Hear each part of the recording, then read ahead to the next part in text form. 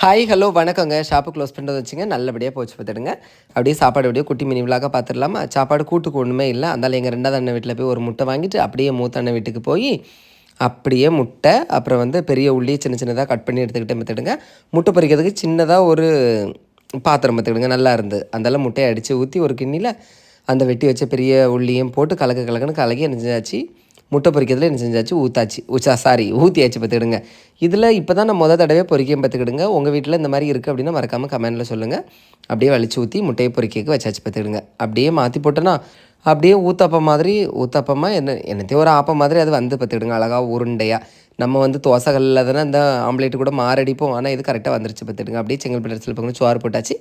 அப்புறம் வந்து பொரிச்ச உருளைக்கிழங்கு இருந்துச்சு, அதையுமே வச்சாச்சு பார்த்துக்கிடுங்க. அடுத்தது நிறைய ரசம் ஊற்றியாச்சு. அப்படியே அந்த முட்டை பொரிச்சு அப்படியே கமத்தி ஊற்றியாச்சு. சுட சுட சோறு கூட வச்சு சாப்பிட்றதுக்கு செம்ம டேஸ்ட்டாக இருந்துச்சு பார்த்துக்கிடுங்க. ஓகேவா? உங்களுக்கு எப்படி சாப்பிட்றது பிடிக்கும் அப்படின்னா மறக்காமல் கமெண்டில் சொல்லுங்கள். ஓகேவா? பிடிச்சிருந்தா லைக் பண்ணுங்கள். தேங்க்யூ.